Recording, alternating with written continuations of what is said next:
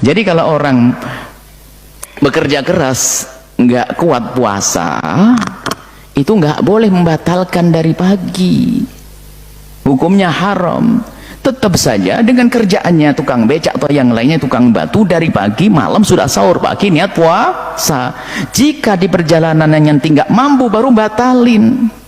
Kalau dia batalin dari awal nggak boleh. Ini ngatur Allah, kurang ajar kepada Allah. Bisa saja bosnya ngomong, hari ini kalian tidak usah kerja, dibayar, tetap dibayar. Loh, terlanjur nggak puasa saya, ayo mau gimana dia? Jangan dahului Allah, kurang ajar kepada Allah. Jadi dari pagi sudah niat puasa, kemudian di tengah perjalanan nanti kok tiba-tiba nggak mampu, batalin. Itu bukan saja terjadi kepada dia, siapapun dari kita. Tentunya jujur, benar, kita normal begini, semoga sehat semuanya. Tiba-tiba nggak mampu, kunang-kunang ini mau jatuh, bukan. Jadi ada udurnya, udur datang. Tapi ini tidak kita sebutkan apa di 9 udur 9 orang yang boleh berbuka, tidak. Kenapa? Itu kan berbuka dari awal, ini kan mendadak. Tidak dimasukkan ke situ. Ini langka kejadian begini, bukan langka, artinya dia tetap puasa, cuman setelah itu dia tidak mampu. Bukan tidak puasa, puasa tapi tidak mampu. Pada bulan Ramadan, bagaimana orang yang kerja untuk menafkahi keluarga tapi meninggalkan puasanya karena pekerjaan yang diembannya sangat melelahkan? Bagaimana pekerjaannya itu, Ustaz? Apakah boleh atau tidak? Sahibus san'ati syaqati alladhi yahtaju irfatuhu li tahsili nafaqatihi wa nafaqati iyalihi. Orang yang pekerjaannya berat tapi dia mesti juga bekerja untuk memenuhi kebutuhannya dan kebutuhan keluarganya. Yajibu alaihi an yusri' fi siyam. Dia wajib pagi-pagi itu makan sahur dan berniat puasa. Jadi tak boleh dia lost tak berpuasa. Pagi itu dia makan sahur, istrinya menyiapkan makan sahur, dia tetap nawaitu shauma ghadin an ada'i fardhi syahri ramadhan hadis sanati lillahi ta'ala. Summa yusri' fi amalihi wa takassubihi. Setelah itu dia tetap bekerja. Fa idza lahiqathu masyaqqatun shadidatun ghairu mu'tadatin. Ketika siang hari tiba-tiba dia mengalami kesulitan, tamna'uhu min itmami shaumihi, tak bisa dia menyempurnakan puasanya, jazalahul fitru, barulah dia boleh berpuasa siang itu. Diteleponnya bininya, "Dek, tampaknya abang udah mau mati nih." Bukalah bang, buka deh. Nanti kembali tak usah kau masak ya. Setiap hari begitu. Mungkin hari itu aja, besok dia. Jadi bukan asal-asalan. Tak usahlah kau masak sahur. Aku kerjaku berat ini, nampaknya di siang nanti udah mau mati nih. Bukan mau mati, belum mati lagi. Ini Ustaz ambil dari mana ini?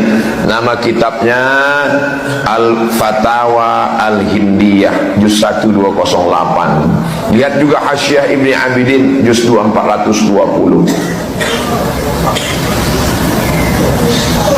Wa yulzimuhu qada'uhu, dan puasa yang ditinggalkannya itu wajib dia qada fi mustaqbali ayyamihi, di masa akan datang, hina yatayassaru lahul qada, ketika dia sudah bisa mengqadanya.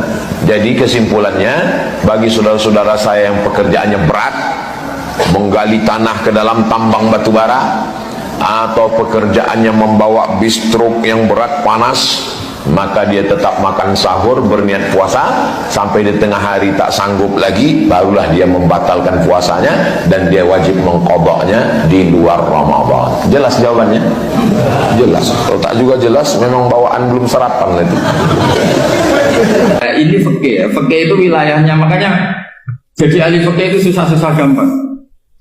Jangan hanya berpikir protes dengan ketentuan fikih, mengkaji yang sebanyak-banyaknya. Itu tadi, misalnya Anda seorang supir permanen, supir bis terutama, kalau truk kan bisa alih-alih, kalau bis kan apa ada deadline-nya ya waktu, seperti bis jurusan Surabaya Semarang, saya kan sering naik bis jurusan Surabaya Semarang. Kadang-kadang supirnya melihat saya tanya, "Gus, saya ini supir, saya ini Ramadan itu gimana ya?"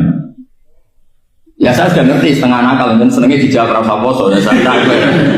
Tapi masalahnya secara fikih, kalau kamu mengatakan kamu harus puasa terus, kamu melanggar konstitusi ilmu. Memang musafir punya diskon?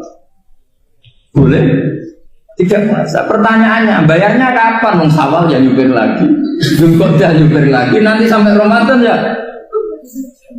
Nah terus Ya pas kamu cuti, biasanya cutinya pas sakit, boleh diskon lagi karena sakit. Coba. Nah, andai kan ada jadi ahli fikih milik zaman.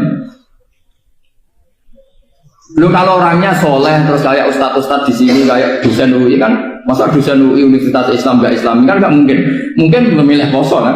Masalahnya ini kan hukum untuk orang kebanyakan, nggak boleh hukum musuh gak kuat.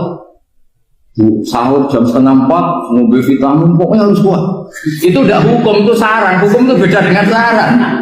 Hukum itu hanya berpijak, musafir itu boleh store. Kalau saran memang boleh, ya usahakan kamu makan 3:30 pas fit, bir. Terus kalau nyuber selesai jam 10, nanti istirahat. Memangnya majikan bisa ngatur jamnya? Itu fikih.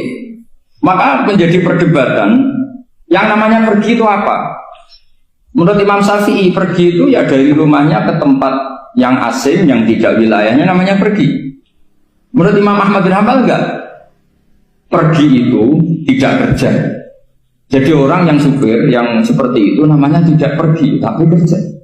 Tanyakan ke publik, misalnya jenengan ke UI, istri kamu atau suami kamu, ditanya, istri kamu kemana? Kira-kira jawabnya bilang pergi, jalan-jalan, apa bilang kerja?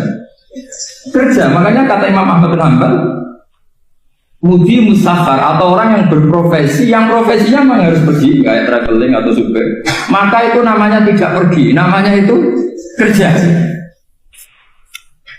Karena apa? Sekali distatuskan pergi, maka ikut status yang dikatakan Allah dan Rasul, dapat diskon, boleh tidak puasa.